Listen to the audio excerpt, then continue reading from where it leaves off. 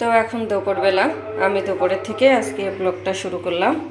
তো এখানে আমি এই যে 2 রকমের ডাল খুব ভালো করে ধুয়ে ভিজিয়ে রেখে দিলাম।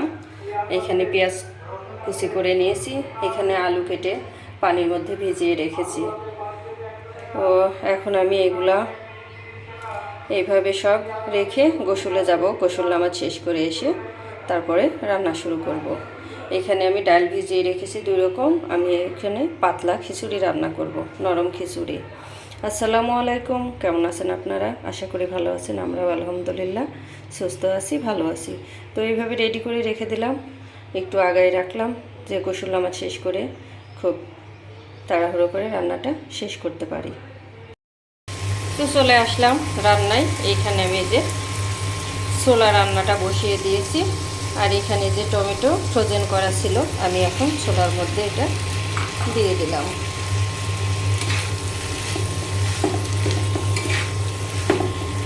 ফ্রোজেন করে টমেটো আমি কিন্তু ডিপ থেকে বের করে এনেই কিন্তু দিয়ে দিলাম, বাইরে কিন্তু রাখিনি। বাইরে রাখা যাবে না, ডিপ থেকে বের করে এনে একদম সরাসরি দিয়ে দিতে হবে। তরকারির মধ্যে হোক আর যেখানেই ব্যবহার করেন আর কি, যে তরকারিতেই। আর এইখানে যে আলু ভাজি কেটে রেখেছিলাম পানির মধ্যে দিয়ে রেখেছি, 1 ঘন্টার বেশি হয়ে গিয়েছে, প্রায় 1.5 ঘন্টা। এই দেখুন এখনও কালারটা কত সুন্দর আছে। তো এখানে যে ছোলা রান্নাটা হয়ে গিয়েছে, আমি নামিয়ে নেব।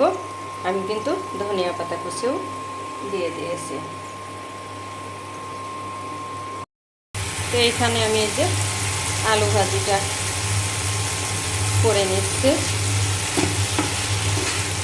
এখানে কাঁচামরিচ দিয়ে দিয়েছি, পেঁয়াজ আর স্বাদ মতো লবণ আর অল্প একটু হলুদের গুঁড়া, আর কিছুই কিন্তু আমি এখানে দিয়ে নিই। তো এইখানে আমি এই যে পাতলা খিচুড়ি রান্না করব। এখানে আমি চাল ধুয়ে বসিয়ে দিয়েছি, পানিটা গরম হয়ে গিয়েছে। এখন আমি এই যে ডালটা প্রায় 1.5 ঘন্টার মতো ভিজিয়ে রেখেছিলাম, মুগ ডাল আর মসুরের ডাল, এখন আমি দিয়ে দেব।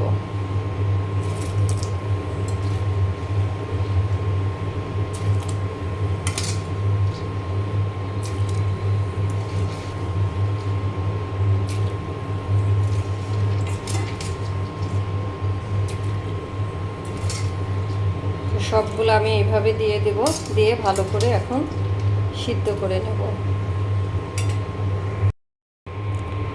তো এইখানে এই যে খিচুড়িটা ফুটে গিয়েছে। আমি যে এখানে ফ্রোজেন করা গাজর ছিল বের করে নিয়েছি, এখন আমি দিয়ে দেব। সবজি তেমন একটা কিছু নাই, শুধু গাজর আর একটি আলু দিয়েছি, আর কাঁচামরিচ দিয়েছি, পেঁয়াজ দিয়ে সেদ্ধ বসিয়ে দিয়েছি।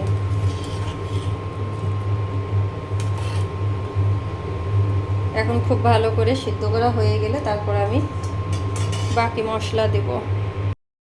তো এখানে এই যে খিচুড়িটা সিদ্ধ হয়ে গিয়েছে, আমি এখন মশলা দিয়ে দিয়েছি। হলুদের গুঁড়া দিয়ে দিয়েছি, তারপরে ধনিয়া গুঁড়া দিয়ে দিয়েছি, মরিচ গুঁড়া দিয়ে দিয়েছি, স্বাদ মতো লবণ দিয়ে দিয়েছি, আর দিয়েছি হচ্ছে মটরশুঁটি। এখন খুব ভালো করে ফুটিয়ে নেব। জিরে বাটা দিয়ে দিয়েছি, আদা বাটা, রসুন বাটা। তো এটা আর আমি দেখাতে পারিনি।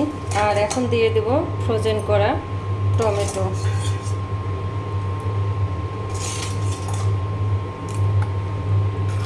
আবারও খুব নেড়ে চেড়ে খুব ভালো করে আমি রান্না করে নেব। তারপরে আমি বাগার দিয়ে দেব। এটা শুধু নাড়তে হয়, এইভাবে এইভাবে যত নাড়া যাবে তত কিন্তু টেস্ট বেশি হবে।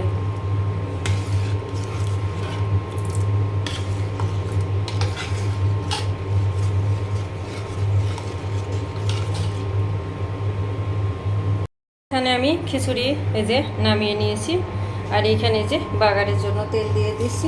তেলে এখন আমি শুকনো মরিচ, পেঁয়াজ কুচি দিয়ে দিলাম।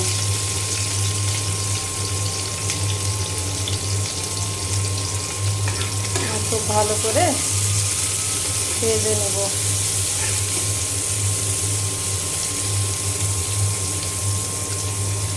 হেবি সুন্দর ঘ্রাণ বের হচ্ছে খিচুড়ি দিয়ে, খেতে অনেক মজা হবে।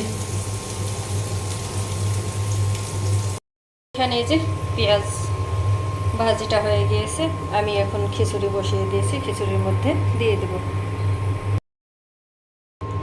আমার ক্যামেরা ধরা কেউ নাই, ওই জন্য আমি আর সব কিছু ওইভাবে দেখাতে পারছি না।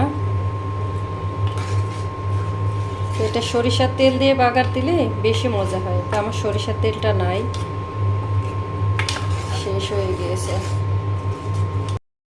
তো এখন আমি দিয়ে দেব ধনিয়া পাতা।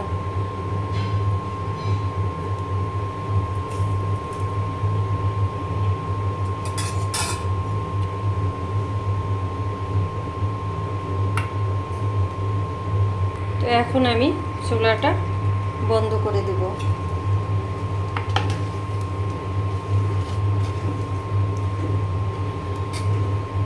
ডানটা কিন্তু হয়ে গিয়েছে।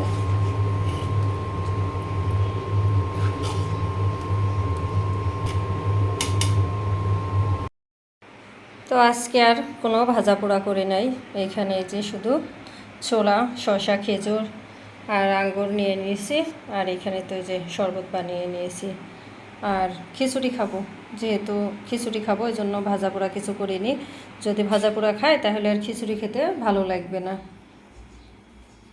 তো আমরা আজকে খিচুড়ি খাবো। সব আপুদেরই দেখছি খিচুড়ি রান্না করছে, নরম খিচুড়ি খাচ্ছে, তো আমারও দেখে লোভ লাগছিল। তা আজকে আর লোভ সামলাতে না পেরে রান্নাটা করেই ফেললাম।